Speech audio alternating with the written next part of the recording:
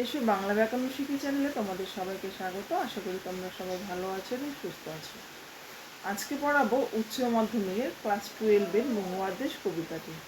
মহুয়ার দেশ কবি সমর সেন। সমর সেনের লেখা কয়েকটি কবিতা কাব্যগ্রন্থ থেকে নেওয়া হয়েছে। মহুয়ার দেশ কবিতাটি নাগরিক জীবনের ক্লান্তি এবং যন্ত্রণা থেকে শান্তি খুঁজে পাওয়ার উপাখ্যান। তো কবিতাটির নাম হলো মহুয়ার দেশ। মহুয়া গাছে ঘেরা সরল সৌন্দর্যে গড়ে ওঠা একটা জনপদ, তাকে মহুয়ার দেশ বলা হয়েছে। কবিতাটিতে তোমরা দেখবে যে দুটি স্তবক রয়েছে। প্রথম স্তবকে রয়েছে কবির স্বপ্নবিলাস এবং দ্বিতীয় স্তবকে আমরা দেখতে পাবো সেই মধ্যবিত্তের স্বপ্নভঙ্গের ছবি। চলো তাহলে কবিতাটি শুরু করা যাক। কবিতাটি শুরু করছি। মহুয়ার দেশ সমর সেন। কবিতাটি শুরু হয়েছে এক শহুরে প্রেক্ষাপটে।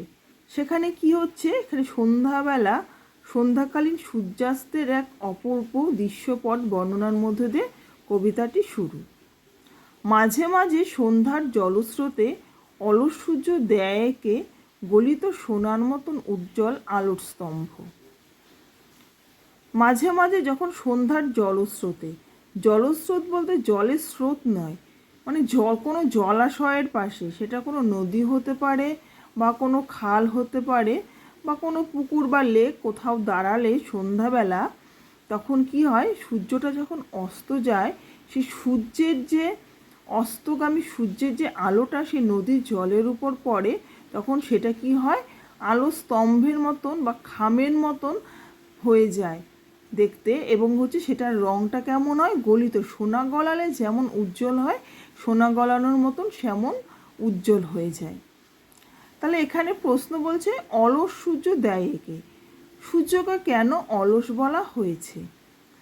সূর্য কি করে, আমাদের সারাদিন মাথার উপর থাকে, মাথার উপর থেকে সূর্য সারাদিন কি করে, সবাইকে কিরণ দেয়।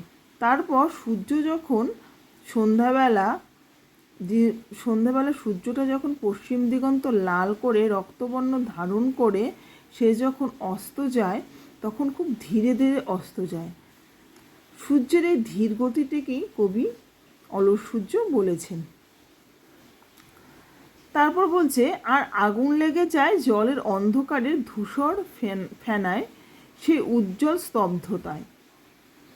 কবির কল্পনায় যখন সন্ধ্যা হয়, জলের ফেনাগুলি যেন ধূসর অন্ধকার। যখন সূর্যের সোনার মতন আভা এসে পড়ছে সেই জলের উপর, তখন কবির কল্পনায় মনে হচ্ছে যে সে জলের মধ্যে মনে হয় সে আগুন ধরে যাচ্ছে, একটা অপূর্ব রূপ সৌন্দর্য। কবি কোথায় দেখছেন এই অপূর্ব রূপ সৌন্দর্য? কবি দেখছেন শহরের বুকে বসে। শহরের কোথায়? শহরে হয়তো কোনো লেকের পাড়ে বা কোনো নদীর পাড়ে দাঁড়িয়ে, অর্থাৎ শহরে কোনো জলস্রোতের পাড়ে কবি দাঁড়িয়ে সেই সৌন্দর্য দেখছে। কিন্তু কবির এই সৌন্দর্য পিপাসা, কবির এই সৌন্দর্য দেখাটা বাধা পড়ে যাবে। কেমনভাবে বাধা পড়বে সেটাও বলেছে। ধোঁয়ার বঙ্কিম নিঃশ্বাস ঘুরে ফিরে ঘরে আসে শীতের দুঃস্বপ্নের মতো। কবি যখন এমন সৌন্দর্য পিপাসা উপলব্ধি করছিল, তখনই কি চলে আসে, ধোঁয়ার বঙ্কিম নিঃশ্বাস। বঙ্কিম মানে কি? বঙ্কিম অর্থাৎ হচ্ছে বাঁকা, কিন্তু এখানে বঙ্কিম শব্দের অর্থ হচ্ছে খারাপ। এখানে বোঝানো হয়েছে যে ধোঁয়ার যে দূষিত নিঃশ্বাস, শহরের যে দূষিত কলকারখানা থেকে নির্গত যে ধোঁয়া, সে কবির কাছে চলে আসছে। তখন কিসের মতন চলে আসছে? শীতের দুঃস্বপ্নের মতন। কেন শীতের দুঃস্বপ্নের মতন বলা হয়েছে?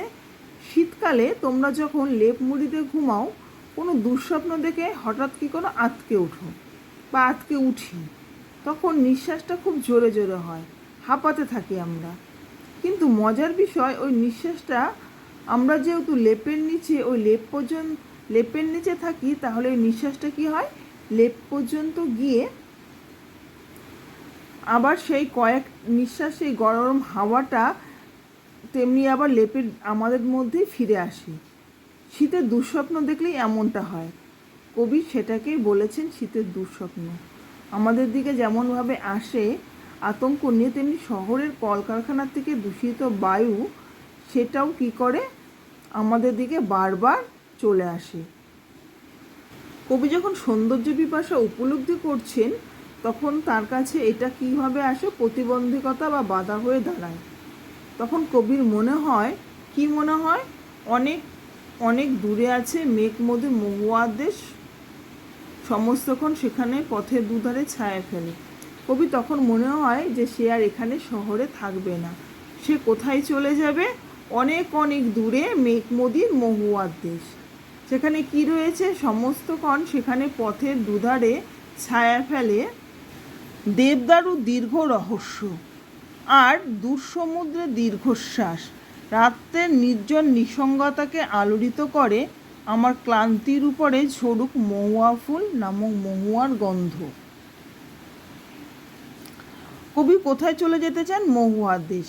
তাহলে মহুয়ার দেশ সম্পর্কে আগে কিছুটা বলি। মহুয়ার দেশ, মহুয়া দেশটা কোথায়? মহুয়া এক ধরনের গাছ, সেটা কি হয়, শাল গাছের মতো হয়। এই গাছের বিশেষত্ব কি, এর একটা ফুল হয়, আর ফুল থেকে যে মধু হয় তা দিয়ে তৈরি হয় উন্নত মানের বিদেশি মদ। এটা মূলত নেশার দ্রব্য তৈরি হয়। আর এই মহুয়া দেশটা কোথায় রয়েছে? মহুয়ার দেশটা রয়েছে কোথায়, যেখানে সাঁওতালেরা থাকে। সাঁওতালেরা সাধারণত জঙ্গলে থাকে, সেখানে অনেক মহুয়ার গাছ হয়। সাঁওতালেরা সেখানে কি করে, মাদল বাজায়, শিকার করে, আর সাঁওতালেরা এই মহুয়ার ফুল ছিঁড়ে খায়। মহুয়ার দেশ বলতে আমাদের চোখে সেই সাঁওতাল পরগনা ছবিটাই ফুটে ওঠে। কবি বলেছেন, আমি শহুরে জীবনে ক্লান্ত, আমি যে একাকী বসে প্রাকৃতিক সৌন্দর্য উপভোগ করব তারও জো নেই। শহরের কুলসতা দূষণের জন্য আমি আর এখানে থাকবো না। আমি চলে যাব কোথায়?